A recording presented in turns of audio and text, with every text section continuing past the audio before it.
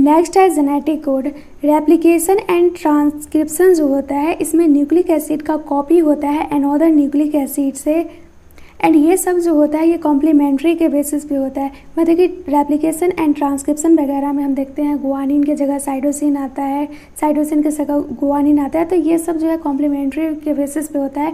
But translation में complementary rule apply नहीं होता है।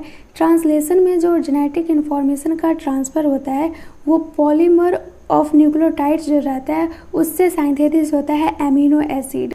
मतलब कि ये है mRNA एंड mRNA पे प्रेजेंट रहता है न्यूक्लियोटाइड, तो tRNA आता है एंड इस न्यूक्लियोटाइड को रीड करता है ट्रिपलेट के फॉर्म में, एंड यहाँ पे जो अमीनो एसिड का नीड रहता है वो पकड़ के लाता है। तो वही यहाँ पे बोला गया है कि कोई भी कॉम्प्लीमेंट्री एग्जिस्ट नहीं करता है न्यूक्लियोटाइड एंड एमिनो एसिड के बीच में। एंड फिर बोला गया है कि कोई भी चेंज आता है न्यूक्लिक एसिड में तो इससे चेंज होगा एमिनो एसिड, और एमिनो एसिड चेंज होगा तो प्रोटीन भी अलग बनेगा। तो न्यूक्लिक एसिड का सिंपल मीनिंग है कि जेनेटिक मटेरियल चेंज होगा तो हर चीज़ अलग अलग बनेगा। एंड नेक्स्ट पैराग्राफ में बोला गया है कि बायोकेमिकल नेचर एंड जो स्ट्रक्चर देखे थे जेनेटिक मटेरियल का वो बहुत ही ज़्यादा एक्साइटिंग था, बट एक चैलेंजिंग टास्क बन गया था जेनेटिक कोड। तो वही यहाँ पे लिखा गया proposition and deciphering. And genetic code के बारे में जो पता चला है वो बहुत सारे साइंटिस्ट के इन्वॉल्वमेंट होने के वजह से पता चला है। इसमें इन्वॉल्व थे physics, organic chemist, biochemist and geneticist. First scientist आए जियोस गैमो, ये एक फिजिक्स थे। इनके द्वारा बताया गया कि ओनली 4 बेस जो होता है ये कोड करता है 20 एमिनो एसिड को। मतलब कि एक एक बेस नहीं कोड करता है 20 एमिनो एसिड को। इसमें बेस जो होता है ये कॉम्बिनेशन में होता है, तो उसी को यहाँ पे एक्सप्लेन किया गया है कि बेस का मतलब बेस जहाँ पे भी लिखा रहे याद रखना base is equal to nucleotides. And ये कोड जो रहता है ये 3 न्यूक्लियोटाइड से बना रहता है। ये एक बोल्ड प्रोपोजिशन था। तो टोटल अगर हम बेस देखें, बेस मतलब कि न्यूक्लियोटाइड्स देखें तो कितना क्या होगा।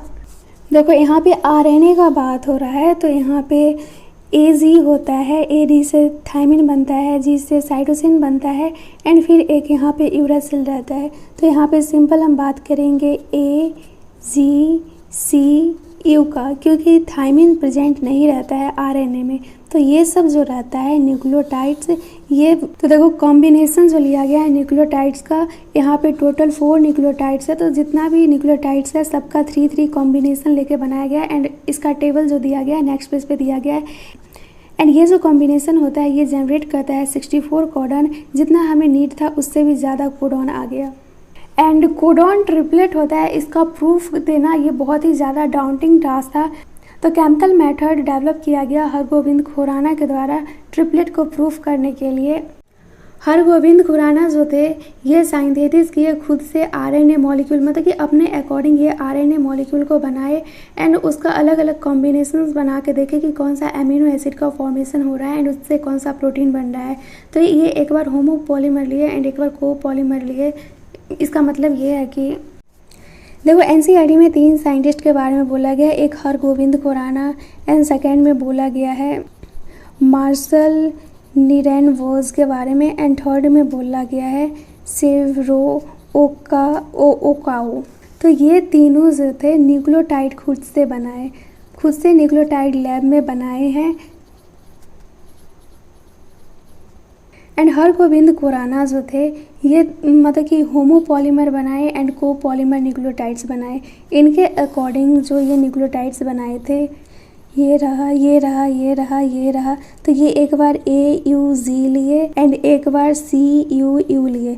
तो AUG कोड करता है मिथोनाइन को एंड CUU कोड करता है ल्यूसाइन को।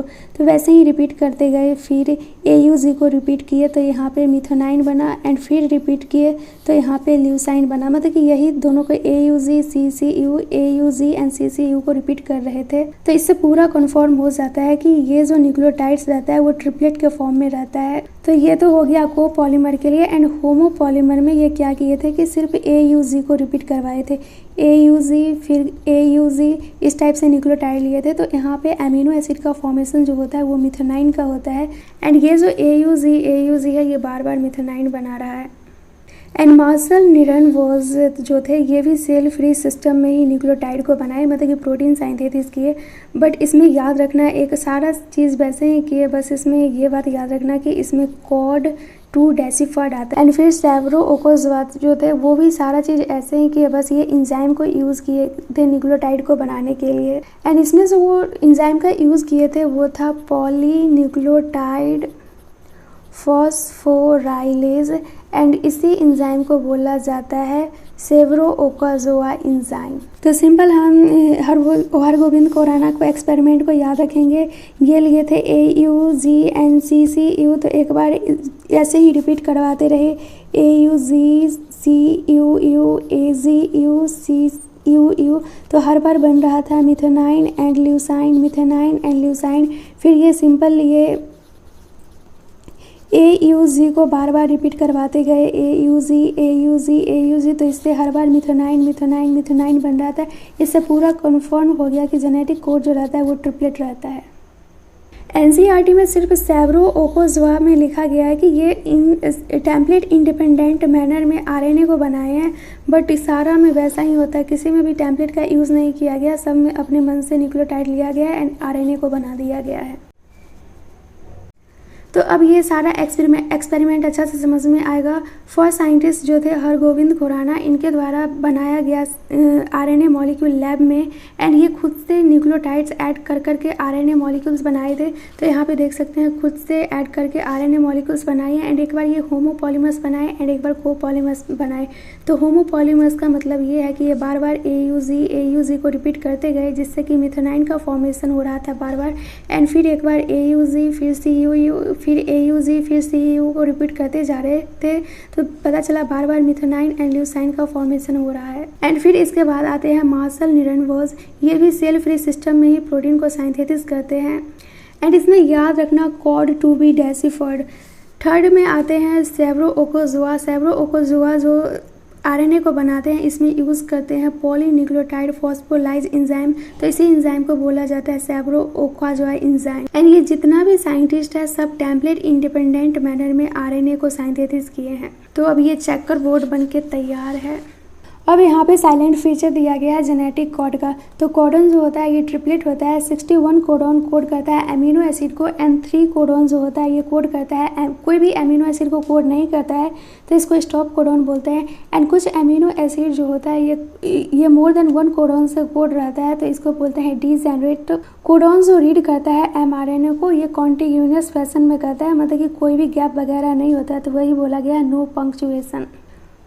फोर्थ फीचर दिया गया है कि कोड जो होता है ये यूनिवर्सल होता है, मतलब कि फिनाइल एलेनाइन जो रहता है ये अगर ह्यूमन में कोड कर रहा है यूयू के लिए, तो बैक्टीरिया में भी कोड करेगा यूयू के लिए, बट कुछ एक्सेप्शन है माइटोकॉन्ड्रिया में एंड प्रोटोजोअन्स में।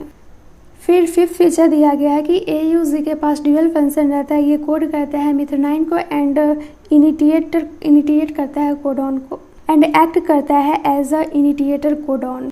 फिर सिक्स्थ फीचर दिया गया है कि UAA, UAG, UGA जो होता है ये स्टॉप कोडॉन होता है, इसको सिंपल याद रखना है UAA, फिर UA के बाद G आ जाता है, एंड फिर ये जो है इसको एक्सचेंज कर देते हैं, U के बगल में G ला देते हैं एंड A को इधर कर देते हैं। फिर बोला गया है कि न्यूक्लियोटाइड जो रहता है mRNA में उससे हम प्रेडिक्ट कर सकते हैं अमीनो एसिड को, तो हाँ आसानी से कर सकते हैं।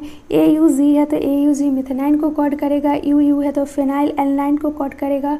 अब यहाँ पे पूछा गया है कि अमीनो एसिड के सीक्वेंस से क्या हम न्यूक्लियोटाइड का पता कर सकते हैं, तो ऐसा पॉसिबल नहीं है, क्योंकि यहाँ पे MET मिथेनाइन दिया गया है, फिनाइल एलानाइन दिया गया है, तो मिथेनाइन को तो कोड करता है AUG, चलो इसको लिख देंगे, बट फिनाइल को कोड करता है UUC एंड UUC, तो ये दोनों में से किसको लिखेंगे, तो ऐसा पॉसिबल नहीं है। बट इसका उल्टा दिया रहे कि न्यूक्लियोटाइड सीक्वेंस से क्या हम अमीनो एसिड को पता कर सकते हैं, तो ये पॉसिबल है, बट ये पॉसिबल नहीं है अमीनो एसिड से न्यूक्लियोटाइड सीक्वेंस को गेस करना।